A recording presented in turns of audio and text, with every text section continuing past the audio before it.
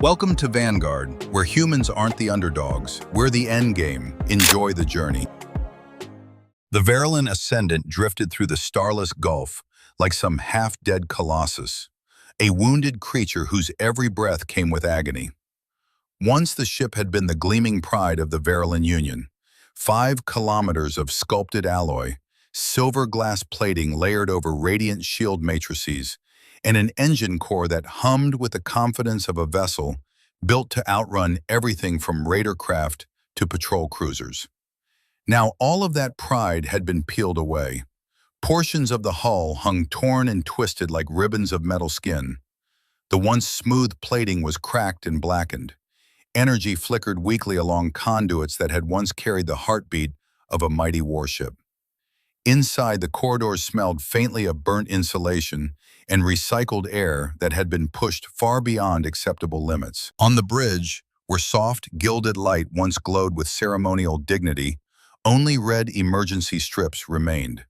They pulsed dimly, like veins carrying blood too slowly through a dying body. Captain Threx Verulan stood amid this wounded command center, with his arms folded tightly across his chest, his green scales dulled from exhaustion. The emergency lights reflected faintly in his eyes, making the exhaustion behind them unmistakable. Every few seconds, the ship let out a groan, a mechanical exhalation of pain, as some damaged system shifted or a failing plasma relay struggled to push another breath of power into dying circuits. "Status report," Threx said, voice calm in a way only those who had lived through countless battles could manage. Calm, but weighted, heavy. First Officer Ray checked her console. Her hands trembled, a rare sight for someone usually precise to the point of coldness. "Primary shields are fully collapsed, Captain. Engine function at 12%. Life support stable, barely." She swallowed, then added, "We lost 63 crew in the ambush." Threx's jaw tightened, but he didn't look away. He forced himself to stand straighter, even as the flickering overhead lights cast shifting shadows across the bridge. The battle replayed itself in his mind. The sudden appearance of the pirate fleet near the swirling red storms of the Vassal Nebula. The impossible firepower they had unleashed. The way their ships moved with a strange, almost unnatural coordination. The moment the Ascendant's primary shields shattered like glass under shockwaves that should never have been possible from Raider-grade cannons. He remembered the panic, the screams of injured crew, the alarms bursting in all directions, the engine core overheating as they dumped every last scrap of power into hyperspace initiation, knowing it was their one desperate chance. And the feeling of the ship being ripped through hyperspace, uncontrolled, running for its life, only to fall out of hyperspace half dead, with no known star in sight. Threx turned to the navigation officer. "Where are we?" The young officer hesitated, looking uncertainly at a console whose sensors flickered with occasional static. "Unknown system, Captain. Trying to... Wait, there it is. Identifying now. Local star, Sol. Third planet, Earth." The name felt foreign on Threx's tongue. "Earth?" He frowned. "That's a primitive world, isn't it? Pre-FTL in most records." Rhea checked her databanks. "The isolation tag was removed 2 cycles ago, Captain. But they joined no alliances. There are only references to independent development and limited contact protocols. Nothing about advanced fleets or major technological leaps." "Meaning?"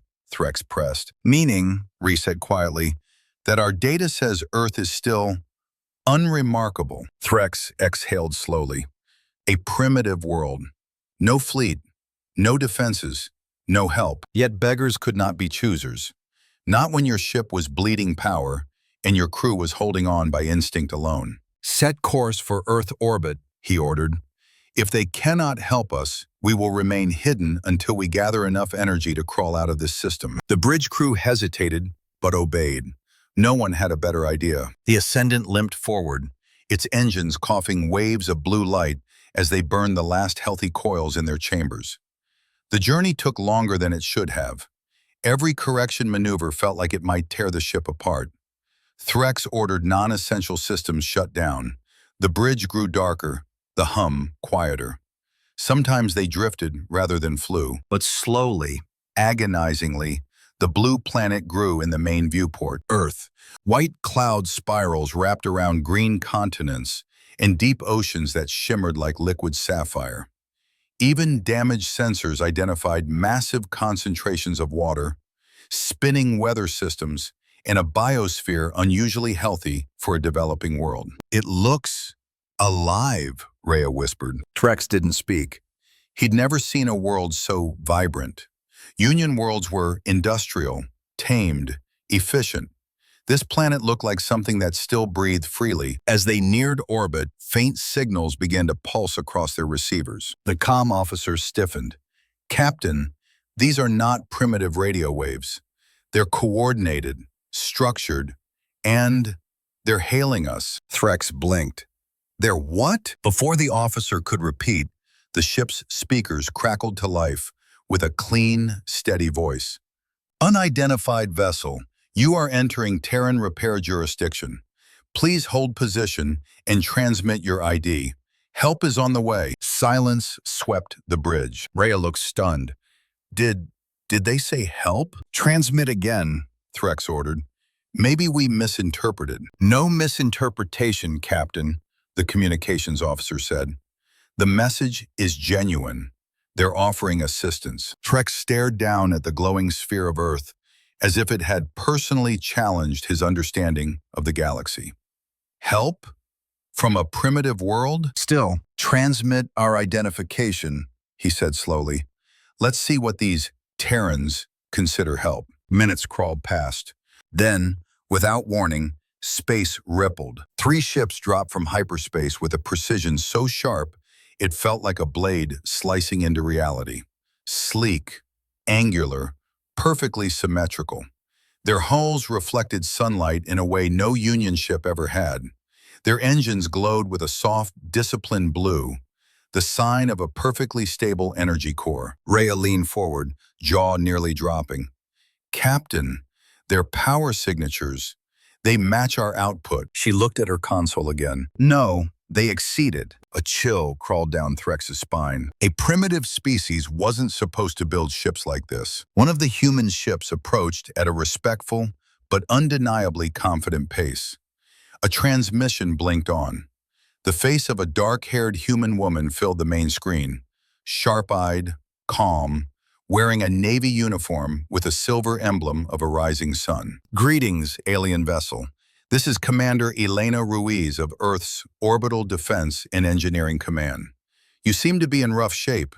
Do you require assistance?" Threx froze.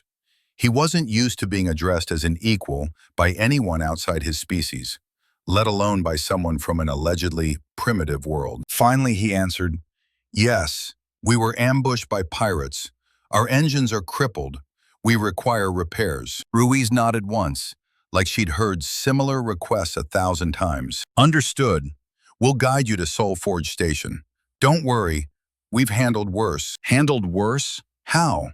Nothing in the Union archive had prepared him for this. "Permission granted," Threx said, and with quiet confidence the human escort turned, engines flaring with disciplined power, guiding the broken ascendant toward an orbital station that, according to their outdated records, should not have existed. Across the viewport, a massive silhouette began to emerge, a structure so large it could have been mistaken for a small moon. Hundreds of drones glimmered like fireflies around it.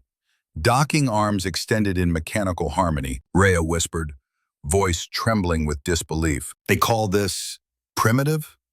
Threx didn't answer. He couldn't. For the first time in cycles, he felt something unfamiliar tightening in his chest. Not fear, not hope, something stranger. A sense that approaching this undeveloped world might just change everything. And he had no idea how right he was. The convoy of Terran ships moved with a kind of precision Threx had only seen among elite Union fleets. And even then, not quite like this.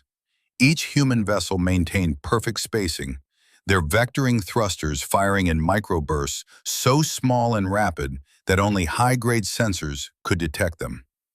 The Ascendant, still limping, drifted behind like an injured animal being escorted by predators too polite to mention it. As the human ships angled forward, a structure emerged from behind Earth's curvature, slowly at first, then with growing scale until the entire bridge crew fell silent. Soul Forge Station.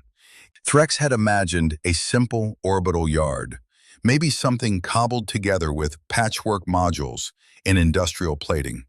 Instead, what appeared before him was a masterpiece of engineering that seemed almost impossible for a species supposedly new to the galactic stage. The station was colossal, easily dwarfing every Union repair dock Threx had ever visited. Its structure spiraled outward in elegant rings of metal, intersecting lattices, and radiant energy conduits that glowed faintly like veins of light through its superstructure. Massive docking arms extended with deliberate grace, each one aligning itself precisely with the Ascendant's ruined home. And around it, hundreds, no, thousands of drones swarmed like metallic bees attending their hive. They moved in synchronized patterns, adjusting position automatically, reacting to changes in proximity, temperature, gravitational drift. The sight stole the breath from every alien on the bridge. "This," Rhea whispered, "this can't be real." But it was. Primitive? No. This wasn't primitive. This wasn't even standard. This was elegant. The kind of engineering only a species that obsessed over perfection could create. A soft chime rang through the bridge. Elena Ruiz appeared on the holo display once more. "Ascendant, prepare for docking. Automated arms will guide you in.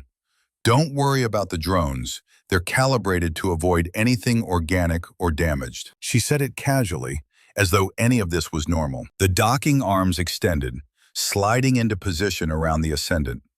For all their size, they moved with a gentleness that surprised Threx. No scraping, no jolting, only smooth magnetic resonance fields locking softly into place. "We are secured," reported the docking officer, voice trembling. "Airlock pressurization begun," added another. Threx exhaled slowly.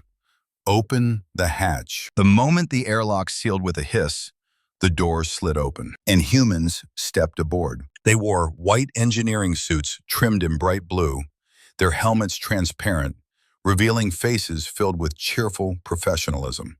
Tools glowed in their belts. Portable holographic scanners flickered to life as they walked in, waving politely as if boarding a peaceful diplomatic cruiser rather than a near-ruined warship. One human paused by Threx, holding something steaming in his gloved hand. "Coffee?" the engineer offered brightly. "Trust me, you'll need it." Threx stared at the cup, a dark, opaque liquid with a scent he couldn't quite categorize. "Is it toxic?" he asked bluntly. The human laughed. "Only if you drink 5 liters at once." Unsure whether that was humor or a warning, Threx took a cautious sip. Heat spread through his mouth. Then a wave of strength, bitter but awakening, coursed through him like lightning bottled into liquid. His scales tingled, his mind sharpened. He blinked. "Not bad." The human grinned. "Told you." As more Terran engineers streamed aboard, something astonishing occurred. The mood of the Ascendant began to shift. For the first time since the ambush, the corridors didn't echo with fear or pain. They echoed with chatter, with laughter, with the confident footsteps of people who clearly knew exactly what they were doing. Commander Ruiz met Threx at the threshold of the engineering deck, hands clasped behind her back. "Captain," she greeted, "your ship's in rough shape, but we'll get her functional." "Functional?" Threx echoed. "This level of damage would take a Union yard weeks." Ruiz smiled faintly. "We aim for efficiency. Follow me." He did. They crossed into one of the Ascendant's shattered engineering chambers. Threx had braced himself for Ruiz to flinch at the devastation, at the torn conduits, shattered coolant tanks, or the charred remains of shielding nodes. But she didn't. She simply pulled up a holoslate. "All right," she said to her team. "Start by rerouting primary grid control to the auxiliary matrices. Patel, you and your group take the plasma regulators. Kumar, get me a diagnostic on the sublight core. Use Terran-grade conduits to replace anything damaged. Threx frowned. Terran-grade? Your conduits aren't compatible with our systems. Ruiz tapped her slate, projecting a hologram. Oh, they're compatible now. Threx stared at the display. Somehow, impossibly, the humans had already mapped the Ascendant's architecture, translated its power schematics, and adapted their own hardware to fit into foreign systems. How? He demanded. Ruiz shrugged lightly. Humans learn fast. It's our thing. Her tone suggested it was meant to be humorous, but the implication was anything but. Humans weren't just competent, they were adaptive. Exactly the trait most dangerous species shared. As they moved deeper into the ship, Threx watched in silence while humans operated with seamless coordination. One team worked on power relays, another stripped out damaged shield projectors, while drones scanned structural weak points with beams of soft blue light. Replace the reactor casing with a titanium shell, Ruiz said at one point. Threx's scales stiffened. Titanium? That material is too volatile for Terran titanium, Ruiz corrected mildly. Reinforced with composite alloys. Twice the efficiency, one-third the energy loss. Threx could only stare. You built this? Ruiz gave a small, knowing smile. We build everything. He didn't know whether to be impressed or alarmed. Later, the crew gathered in the Ascendant's mess hall, except that now it felt more like a cosmopolitan cafe. Humans and Varellans swapped stories, shared food, traded jokes. A lively human tune played softly from someone's device. And at the center of it all, Threx sat with his third cup of coffee, feeling more awake than he had in cycles. Rhea approached, eyes wide with something between awe and disbelief. Captain, she whispered, they've already replaced the aft shield grid. Their engineers understand plasma physics better than half our own academies. Threx took another sip of coffee, savoring the warmth. They shouldn't be this advanced, he said quietly. Either our records are wrong, or they're hiding something. Rhea glanced around the mess hall. Captain, she murmured, look. Outside, through the transparent wall, Earth glowed serenely. But above it, high in orbit, was a fleet. Dozens of sleek Terran warships in silent vigil. Warships. And from the way the humans behaved, these ships were nothing extraordinary. Just another day in Earth's sky. Hours later, while touring a newly repaired deck, Threx spoke privately with Ruiz. Commander, he said, voice low, your fleet, are you preparing for war? Ruiz didn't flinch. Instead, she offered a calm, polite smile. No, Captain, we are preparing for peace. Her tone was soft, but her eyes, sharp, assessing, said there was more beneath the surface. Peace, she continued, is fragile. It survives only when protected. So we protect it. She spoke with the quiet confidence of someone who had lived through war, but refused to be defined by it. Your people, Threx murmured, are not what the galaxy believes. Ruiz chuckled lightly. We're just human, Captain. We build, we fix, we fight when we must, and we drink a lot of coffee doing it. Threx didn't know whether to laugh or feel uneasy. Maybe both. That night cycle, after most of the repairs were completed, Threx stood alone by a viewport. The hum of new power coursed through the Ascendant, smooth, steady, almost soothing. The ship felt stronger than it had in years, better, as though it had been reborn. Humans had done that. Humans, whom the galaxy still thought of as insignificant. Rhea approached quietly. Repairs are nearly complete, Captain. They say our engines will exceed previous baseline. I know, Threx replied softly. He gazed out at Earth, blue, brilliant, peaceful. And now, he murmured, I wonder what else this world is hiding. For he had begun to realize something. Humanity had not shown its true strength yet, not even close. Days passed in an almost surreal rhythm aboard the Ascendant. For a ship that had been one step from death, the sudden abundance of life, the footsteps of Terran engineers, the hum of revitalized power conduits, the soft clatter of tools, felt like a dream. Even Threx found himself relaxing more than he'd intended. Perhaps it was the comfort of being surrounded by competence. Perhaps it was the realization that humans, for all their strange habits, didn't seem to carry malice. But deep inside, something tugged at him. A quiet, persistent instinct. An old officer's intuition that refused to settle. And it only grew stronger as Earth's orbit shifted around them. It began subtly.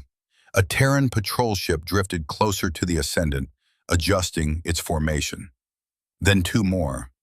Then the station broadcast a brief but encrypted pulse, a signal Threx didn't recognize. Rhea noticed it first. "Captain," she whispered during a systems review, "Earth's fleet movements have changed." Threx looked up. "Explain." Rhea's eyes flicked across the screen. "Over the past 12 hours, they've been rearranging their ships.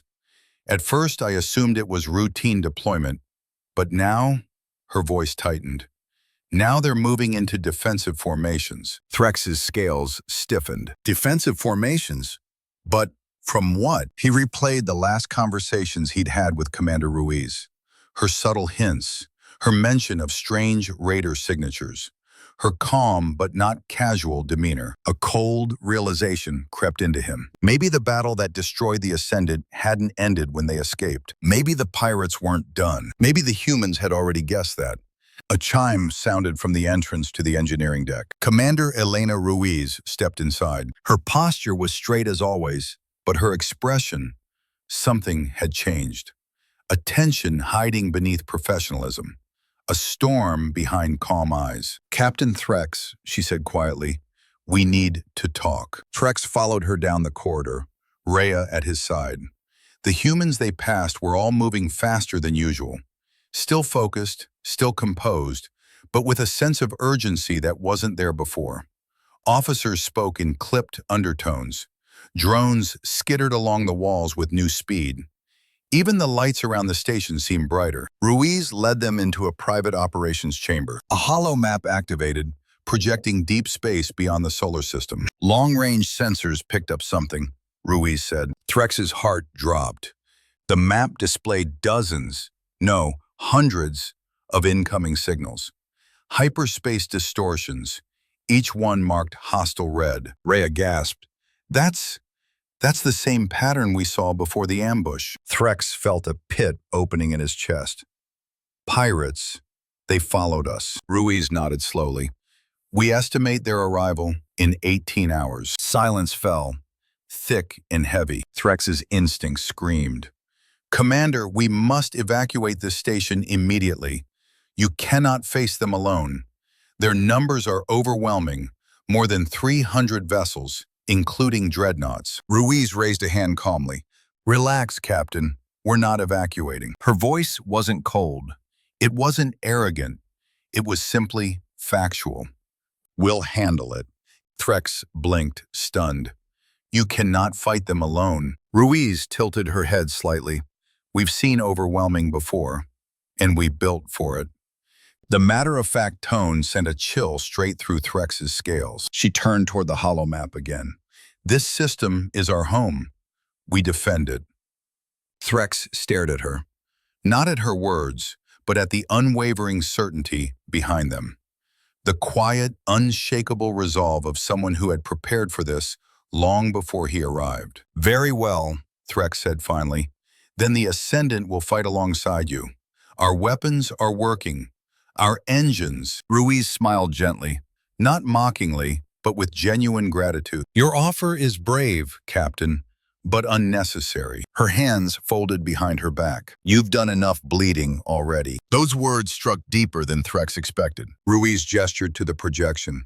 "You came here injured, pursued, and desperate. Let us carry the danger for once." Threx found himself speechless. His people were warriors, but they were not strangers to loss. And here were humans, this strange, stubborn, quietly powerful species, choosing to face overwhelming odds not for glory, not for politics, but purely because they believed it was the right thing to do. It was humbling. Ruiz tapped her wristcom. "Activate Soul Forge protocol." The light outside the station came alive. Tension rippled across Earth's orbit like a gathering storm. The Ascendant's crew watched from their observation deck as Terran forces moved with deliberate efficiency. What had seemed like a modest defense fleet suddenly revealed its true nature. Ships that were idle began to reposition. Drones launched from sub-bays previously unseen. Orbital platforms rotated, locking onto pre-calculated firing solutions. Soul Forge Station transformed from a workplace into a war fortress.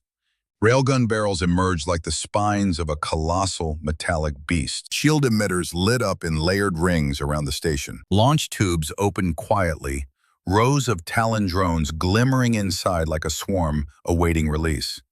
"Captain," Ray whispered, voice trembling, "they act as though this is routine." Threx watched, unable to look away. "They're not reckless," he murmured. "They're ready."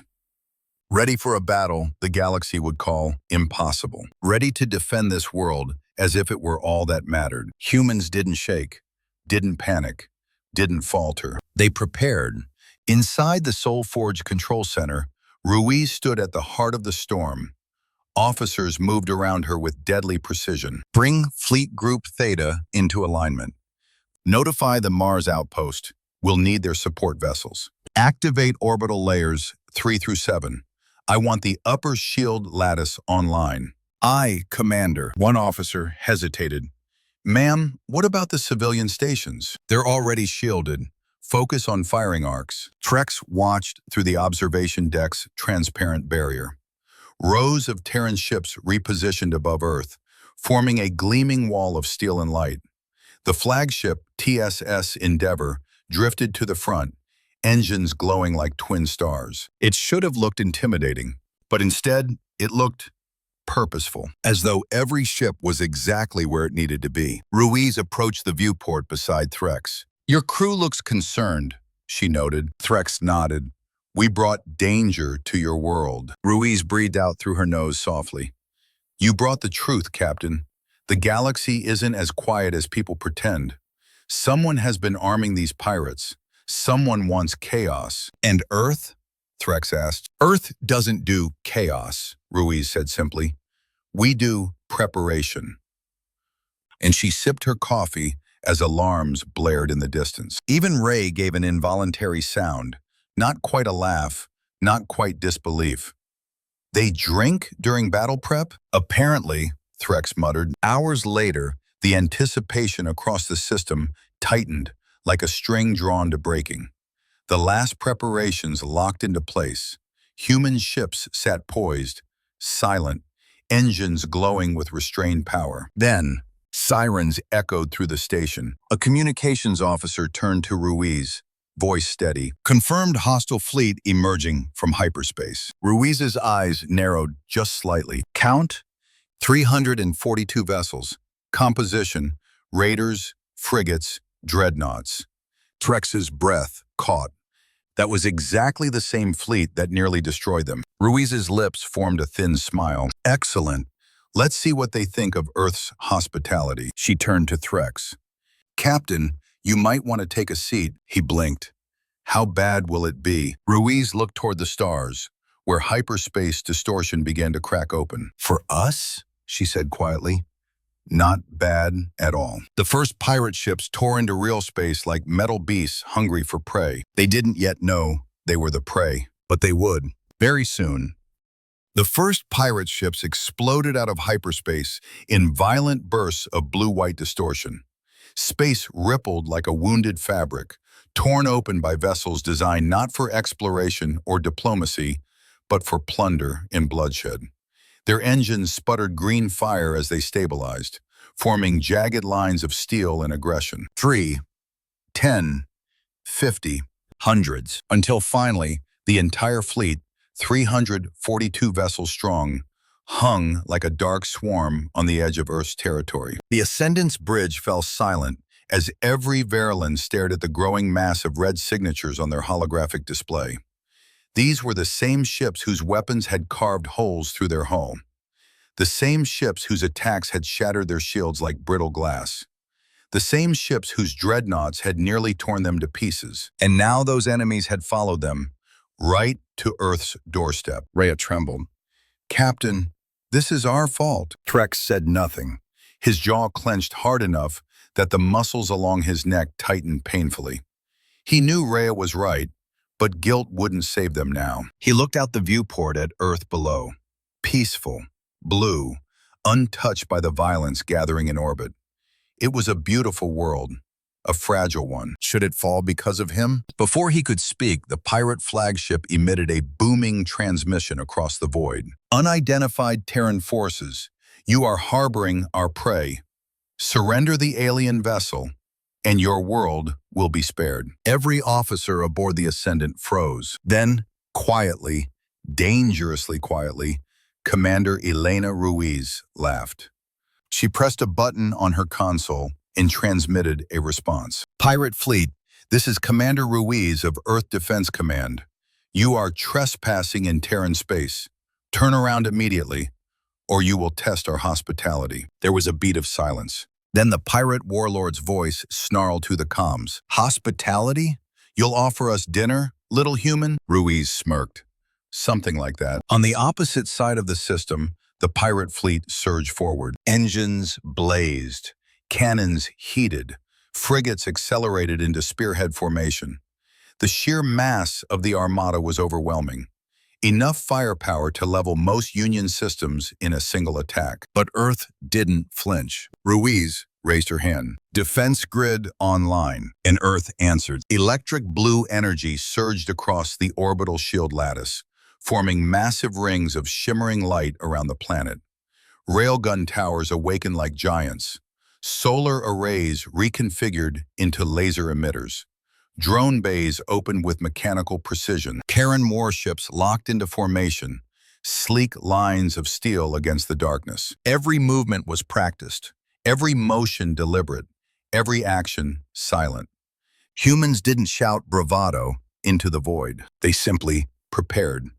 The pirate fleet unleashed the first barrage. Hundreds of plasma bolts tore across vacuum space, streaking green and red like lethal confetti. The blasts illuminated the darkness, lighting up the void in violent colors. They slammed into Earth's shields and scattered like rain hitting glass. Minimal energy displacement, zero penetration. The pirates hesitated. Ruiz didn't. "Return fire." The words were calm, almost bored. What followed was anything but. The railguns fired. The sound didn't carry in space, but the light did. Blinding white lances that tore through the darkness at near relativistic velocity. Small slugs, almost invisible, accelerated to monstrous speeds in microseconds. The first pirate ship struck wasn't destroyed. It was erased. A second rail round clipped a frigate, shearing through its midsection as if tearing paper. A third round hit a cruiser so hard the vessel split in two, each half drifting apart in burning silence. Rhea's hands flew to her mouth. "Captain, their kinetic weapons are hitting with asteroid-level force." Threx swallowed hard. "That's impossible." "It's math," Ruiz replied coolly, "and coffee." The Ascendant's bridge crew stared at her in disbelief. Was she joking? Was she serious? With humans, apparently the answer was yes. The pirate fleet attempted to scatter, shifting into evasive formation. Ships darted in every direction. Engines burned erratic trails. Their dreadnoughts began charging heavy cannons. But Earth was faster. Launch Talon units. From behind the Terran fleet, drone hangars erupted open. Hundreds of tiny, angular machines shot forward in perfect formation, weaving between Earth's ships before diving straight toward the enemy armada. Threx leaned closer to the viewport. "They're flying like a single organism." "No," Ray whispered. "They're flying like instinct." The Talon swarm hit the pirates like a storm of metal birds, lasers slicing through unshielded hulls, micro-missiles detonating with surgical precision. Every pirate weakness, every exposed vent, every cooling port, every structural gap was exploited. The pirates, overwhelmed, launched missile salvos in retaliation. Ruiz didn't blink.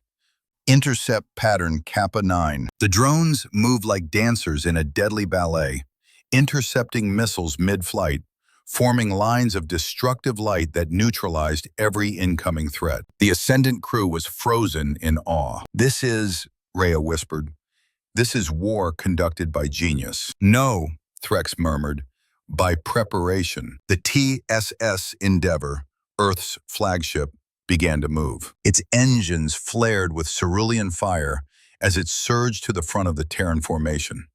Its hull glimmered with layered shielding, overlapping matrices forming visible waves of light. Ruiz tapped her console. "Charge main cannon." The weapons officer responded, "Main cannon online." Threx stared at the glowing energy collecting at the Endeavor's prow. "That's a beam weapon," he breathed. "But its output, Commander, that's unsafe." Ruiz smirked. "For who?" The Endeavor unleashed its shot. A single, colossal beam of white-blue energy tore across the battlefield, cutting straight through space and time. It slammed into a pirate dreadnought, slicing it cleanly through its core. The ship didn't explode, not immediately. It glowed, then burst like a star. The light washed across the void, reflecting against Terran armor. For a moment, even the pirates faltered. "Gods," Rhea whispered. "They killed a dreadnought in one shot." Threx shook his head slowly. "No, they didn't kill it," he exhaled. "They humbled it." But the pirates weren't done. 3 remaining dreadnoughts attempted a flanking warp. If they succeeded, they could bypass the defensive line and strike Earth directly. Ruiz saw it instantly. Moon battery online. Lock coordinates. On the far side of the system, the moon's defense grid activated. Massive rail cannons hidden beneath its surface, rising like titanic monoliths. Fire. 3 kinetic blasts erupted from the moon's surface, crossing space in blinding arcs. All 3 pirate dreadnoughts were hit.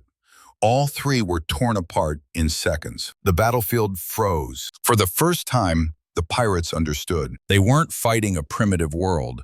They weren't even fighting a normal galactic power. They were fighting a species that had studied war, survived war, prepared for war, while pretending not to. Fear rippled through the raider fleet. Dozens of pirate vessels broke rank, trying to flee. A few attempted to enter hyperspace. Ruiz's eyes hardened. Target engines. Earth's fleet obeyed. Precision rail fire crippled the fleeing ships instantly, leaving them drifting, powerless. The pirate flagship, cornered and burning, broadcast a desperate message. "We surrender. Stop firing. Please, stop." Ruiz lifted her hand. "Hold fire." Her face was steady, emotionless. "Dispatch boarding teams. Bring survivors in alive, if possible." Threx stared at her. "You show mercy to those who would have destroyed you." Ruiz shrugged slightly. "Mercy doesn't make us weak, Captain. It reminds us why we fight." By the time the battle ended, the void above Earth was filled with the drifting remains of pirate vessels. Some intact, most shattered, all defeated. Human recovery ships moved with practiced ease, gathering survivors, scanning wreckage, securing territory. Human officers cheered, laughed, clapped shoulders. Some even lifted their coffee mugs in victory. Threx watched in stunned silence. "You make war look easy," he murmured to Ruiz. She chuckled softly. "Oh, Captain, nothing about it is easy. We just make it efficient." Behind her, the Terran fleet glowed like constellations of steel. And for the first time in his life, Captain Threx truly understood something. Humanity didn't merely survive war. Humanity engineered it, perfected it, refined it, and wielded it with terrifying precision. The pirates had made a catastrophic mistake. They had looked at Earth and seen a small, primitive world. But Threx now knew the truth. Earth was a sleeping giant, and today, for the first time, the galaxy had heard it speak. In fire, the battlefield over Earth slowly quieted. Wreckage drifted like broken constellations, shattered hulls, glowing shards of armor plating, and the frozen remains of pirate vessels that now floated in silent humiliation above the blue planet they had tried to threaten. Human recovery ships weaved through the debris with the calm precision of seasoned surgeons, cutting through twisted metal, tagging salvageable components, and capturing survivors for interrogation. Yet despite the scale of destruction, there was no triumphant fanfare, no blaring horns, no extravagant celebrations. Humans cheered, yes, but it wasn't the loud, howling victory cry of conquerors. It was relief.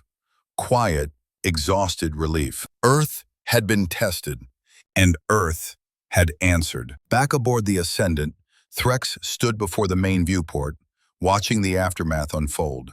The entire bridge crew gathered around him. Officers, engineers, navigators.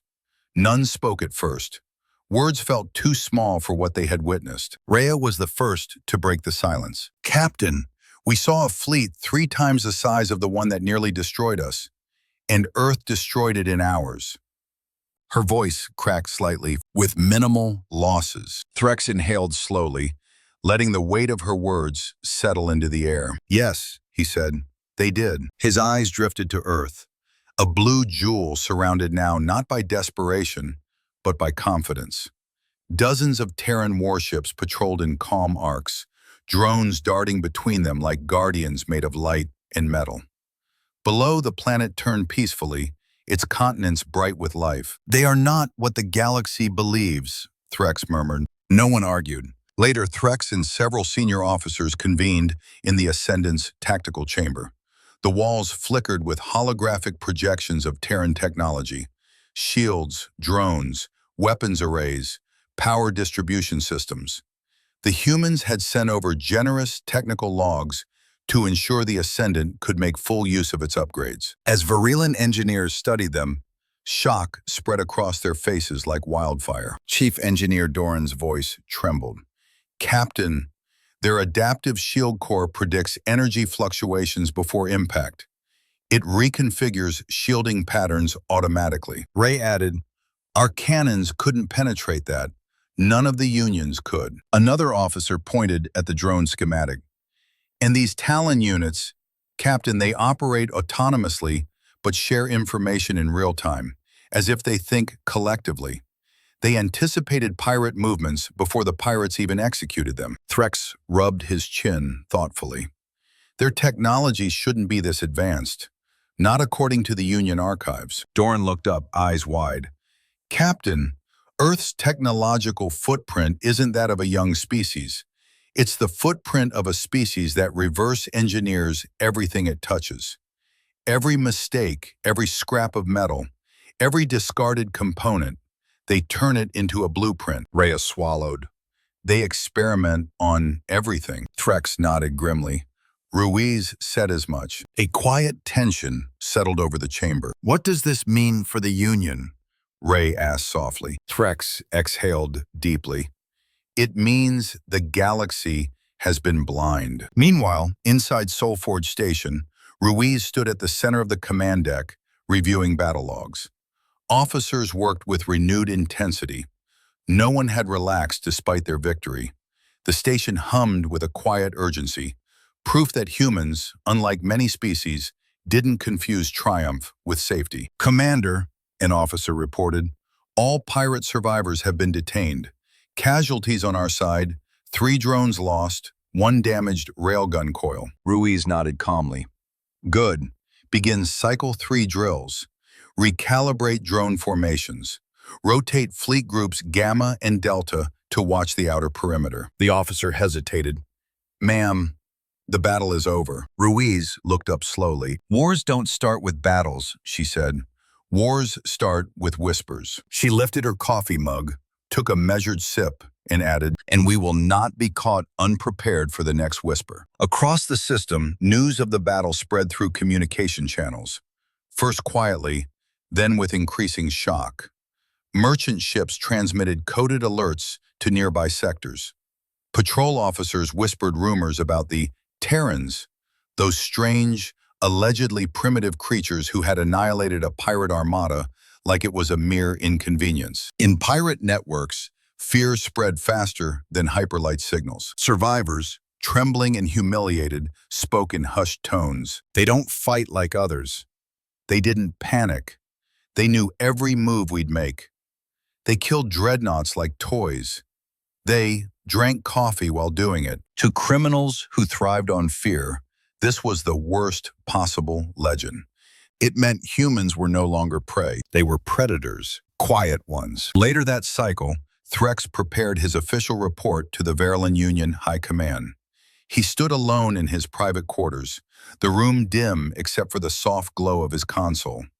His fingers hovered over the control pad. Then he began. High Command, this is Captain Threx Verlin of the Ascendant. He detailed the attack in the Vassal Nebula, the near destruction of his ship, their escape into uncharted space, and their arrival at Earth. He described Soulforge Station with as much objectivity as he could manage. But even that felt insufficient for the awe he'd experienced. Then he reached the part they would not believe. The humans of Earth possess advanced engineering capability unmatched in our Union. They repaired and upgraded the Ascendant in days. Their materials and methods surpass our own. He hesitated, choosing his next words carefully. They faced a pirate fleet of 342 vessels with no fear. Their tactical formations, drone technology, rail cannons, and energy shielding allowed them to defeat the entire force with minimal damage. Their discipline and preparation exceed any species I have known. He leaned closer to the recorder. The Union must not underestimate Earth. I recommend diplomatic engagement and caution. He sent the report. Silence followed. Threx knew what would come next. Disbelief, skepticism, derision. But it no longer mattered. He had spoken the truth. The galaxy would learn it soon enough. Back aboard Soulforge Station, Ruiz walked the length of a quiet observation deck, coffee cup in hand. Harris, her second-in-command, joined her. "Commander," Harris said, "the galaxy will hear about this." "They already have," Ruiz replied. Harris frowned. "Should we conceal our strength or prepare for diplomatic fallout?" Ruiz didn't answer immediately. She watched Earth turning below her, its oceans reflecting soft light into space. Then she said, "We've been underestimated for centuries. Maybe that helped us survive. But now the galaxy is changing. We didn't pick this fight, Lieutenant, but we will choose how we react to what comes next." "Which is," Ruiz smiled faintly. "We prepare, we expand our defenses, we solidify alliances, and we make damn sure no one mistakes kindness for weakness." She took another sip of her drink, the quiet ritual that had become her signature, and exhaled. "Earth held today. Tomorrow, we'll be ready for that too." Back on the Ascendant, Threx convened his crew for a final briefing before departure. "We have seen the truth about humans," he said, pacing slowly before them. "A species capable of combining ingenuity, discipline, adaptability, and strength." He turned to the hologram of the Terran fleet, the perfect formation that had stood between Earth and annihilation. "They do not seek conquest. They do not flaunt their power.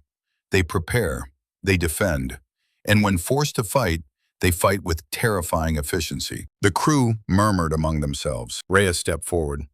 "Captain, if the Union reacts poorly, if they see Earth as a threat," Threx raised a hand, "then the Union is blind." He looked at Earth once more through the viewport. "The galaxy will not ignore this world for long." He paused. "But I pray they think before they strike." Because deep inside, he now understood something vital. Humanity wasn't built on arrogance. Humanity was built on resilience, on survival, on preparation, and a prepared human was a force no one should ever challenge lightly. As the cycle ended, the Ascendant drifted quietly above Earth, its hull gleaming with new alloys, its systems functioning better than the day it launched. The crew felt stronger, wiser, and more aware of the galaxy's fragile balance. Ray joined Threx at the viewport. "Captain, do you think Earth will remain peaceful?" Threx watched the Terran fleet patrolling with unshakable discipline. "Peace," he whispered.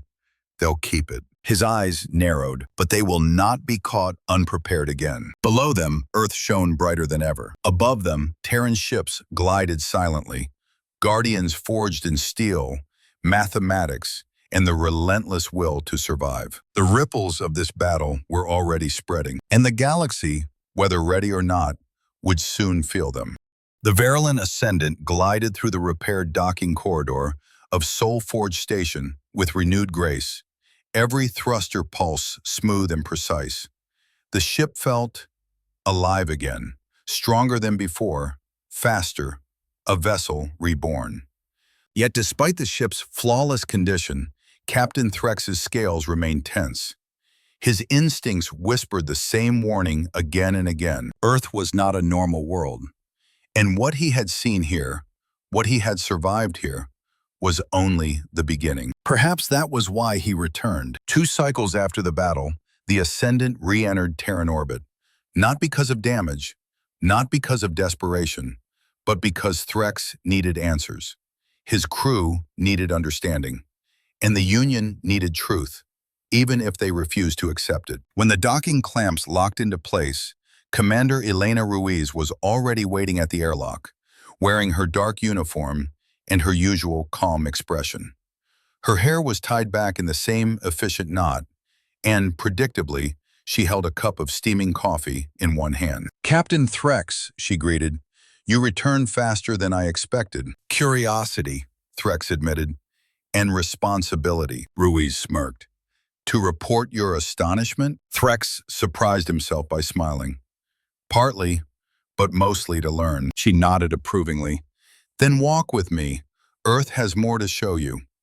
They rode the transit corridor toward the outer rings of the station. Through the transparent walls, Threx saw the Terran fleet in motion. Dozens of ships gliding in choreographed patterns around the planet. Their formation had changed since his first visit. It was tighter now, more deliberate. Every movement was sharp, exact, as though they were performing for unseen eyes. "What are they doing?" Threx asked. "Running drills," Ruiz replied. "Improving response times, testing new predictive maneuvers, a few optimizations on drone coordination." "They train after defeating a fleet of 300 vessels?" Ruiz shrugged. "Victory isn't an excuse to relax. It's a reminder to improve." Her tone was calm, not boastful, not dramatic, just factual. That made it even more unsettling. They stepped into a wide observation chamber where the hull looked directly out into deep space. At that moment, hundreds of Terran drones launched from an orbital rack in a synchronized swarm.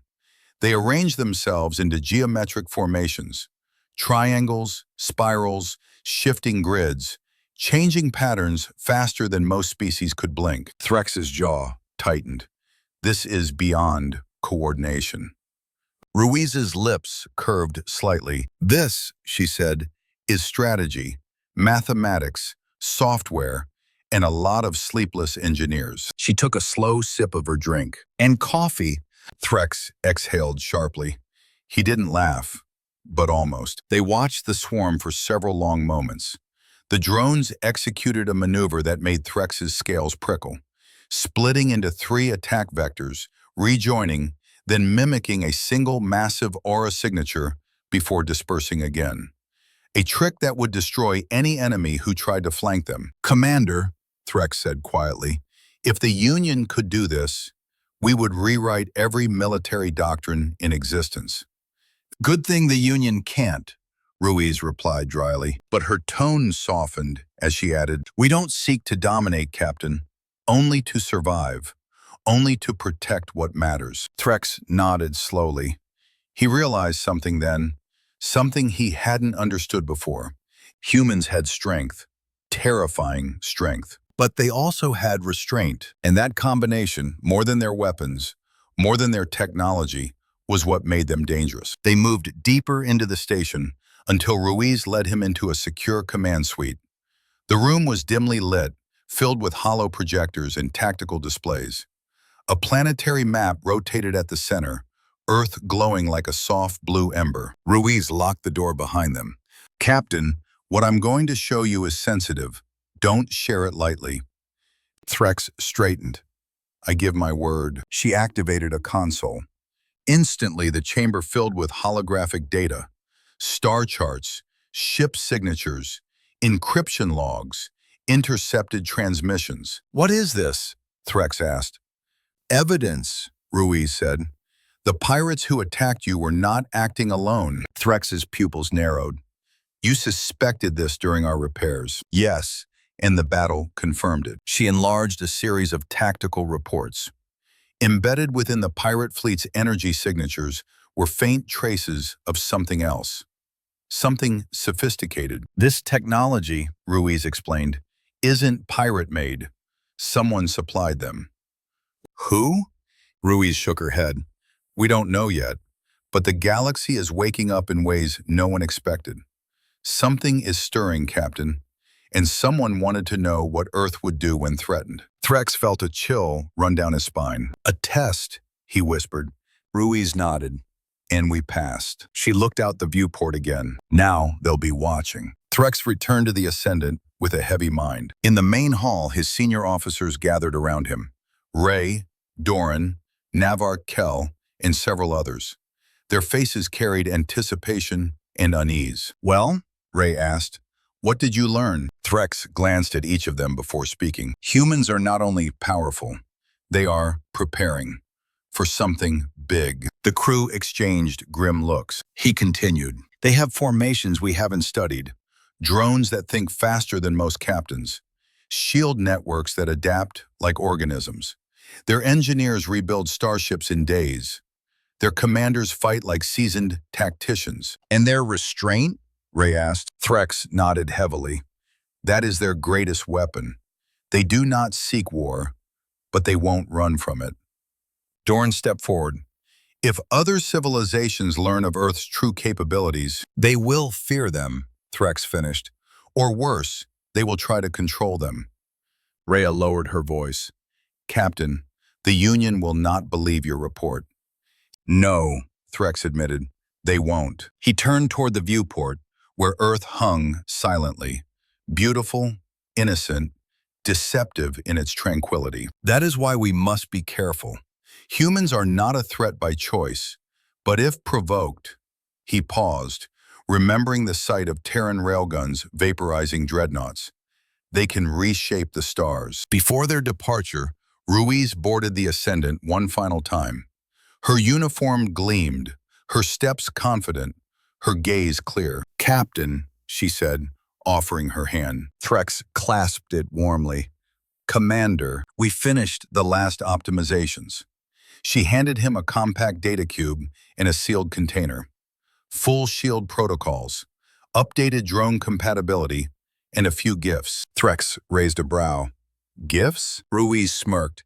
Coffee beans. The good ones. Threx actually laughed. A quiet, shocked sound. Ruiz leaned in slightly. Captain, if the Union asks how you survived, tell them this. Humans helped. And we're open for business. Threx bowed his head.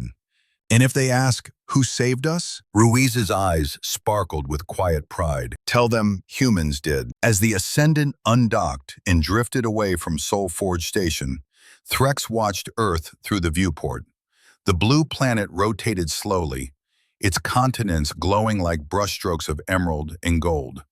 Above it, Terran ships patrolled like silent guardians, shields shimmering faintly. Rhea stepped beside him. Do you think they'll remain peaceful? She asked. Threx kept his eyes on Earth. They are patient, he said softly. Disciplined. Calculated. He turned to her, his gaze firm. But if the galaxy challenges them, they will not hesitate. The Ascendant's engines flared to life, humming with Terran precision. The ship surged forward, heading toward the jump point that would take them back to Verlin space. As hyperspace enveloped them, Threx allowed himself one last thought. He had come to Earth seeking repairs. He had found allies. He had found strength. He had found a species that rewrote the meaning of primitive. Humans were not simply survivors. They were architects of their own destiny, builders of steel, masters of adaptation, defenders of peace by the only language the galaxy understood, preparation. And now the galaxy would learn, whether ready or not. Back on Earth, Commander Elena Ruiz stood before a panoramic viewport in the station's command deck. The stars glimmered outside, cold, distant, watching. She took a long sip of her coffee. Let them come, she whispered. Terran warships drifted past in perfect formation. their hulls gleaming like silent promises. We'll be ready.